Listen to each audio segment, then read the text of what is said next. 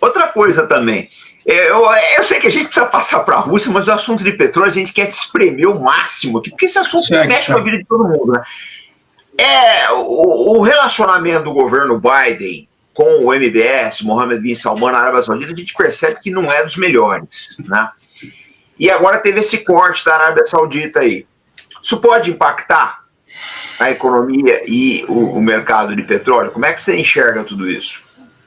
Então, esse é um fator, assim, a gente tem que pensar como é complicado. Eu lembro que eu estava tentando explicar o quão complicado é nesse momento. É que você vive esse assunto. Você, às vezes, você entende bem ele, e às vezes para passar, eu entendo isso, profissionais, às vezes para passar para a pessoa fica complicado, porque a gente... Não, mas vamos lá, vamos que eu vou deschavar isso. Beleza, então. Primeira questão, assim, ó, vamos pensar no corte, acho que foi 1 milhão, né? 1 milhão, sim, mais ou menos. Daí a Rússia diz, não sei, e olha que eu não tenho nada contra a Rússia, diz que cortou também 600 mil. Então vai lá. Por dia cortou 1,6. Isso aí dá um impacto. Vamos dizer assim, segura a tendência de urso, né, do mercado, né, de cair. Então, é mais ou menos para regular num patamar legal. Mas isso aí é pouca coisa, entendeu? 1 milhão, porque tem várias coisas acontecendo, tem várias dinâmicas acontecendo nesse momento. A gente tem que pensar que o petróleo russo ele está sendo vendido descontado para as nações amigas, né, Índia e China, acho que para Cuba também vai acabar vendendo mais barato.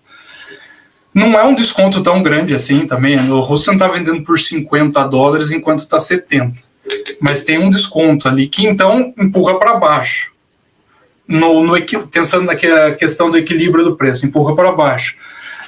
Só que daí, de segundo lugar, é o que você falou já, você mencionou muito bem, que é os Estados Unidos manipulando os preços para tentar segurar a inflação lá e também até mesmo para prejudicar a Rússia mesmo, numa espécie de guerra econômica.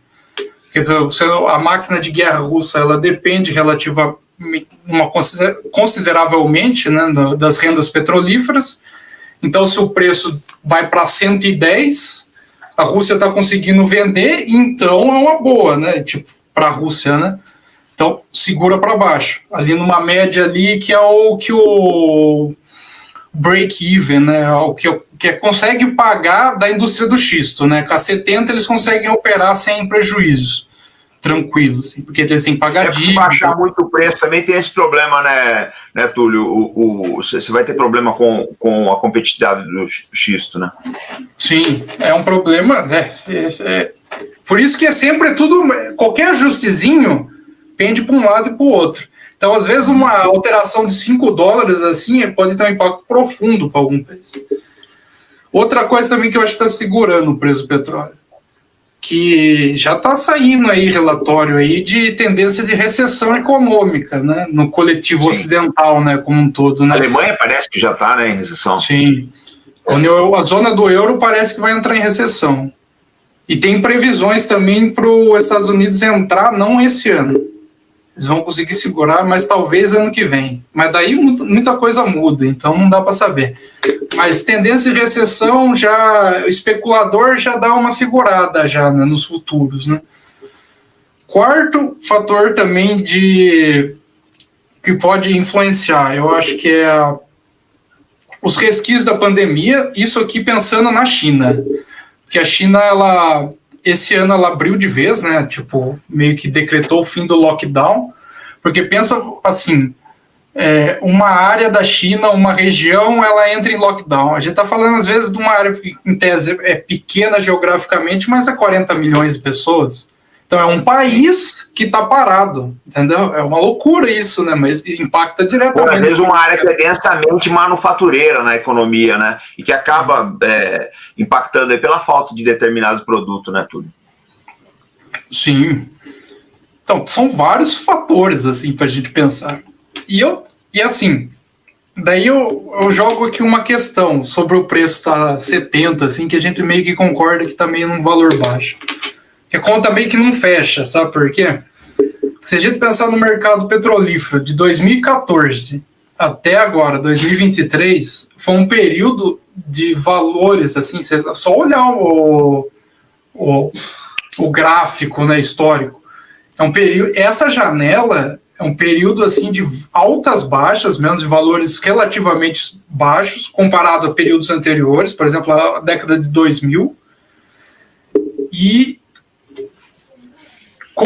concomitantemente tem a questão da redução drástica no investimento. E o que é investimento? O que é investimento? O que é capex na indústria do petróleo? É poço novo.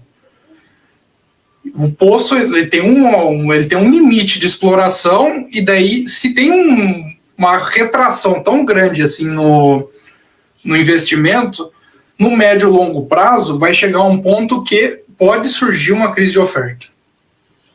Porque não tá renovando o ritmo. Claro que daí vem a questão da transição energética. Muita gente está contando que a transição energética ela vai suprir essa falta de oferta. Vamos dizer assim, reduz 10 milhões de barris por dia no consumo. Sei lá, vai para 85, vamos dizer, algo assim. Então, a transição energética, essa transição energética, ela vai ser capaz de suprir esses 15 milhões de barris por dia. Só que isso é contar com o ovo no fiofó da galinha, entendeu? É por isso que a conta não fecha. Eu acho que pode acontecer uma crise de oferta. Eu não sei mesmo. Nós temos muitas condicionantes trabalhando em cima aí da. É muita coisa.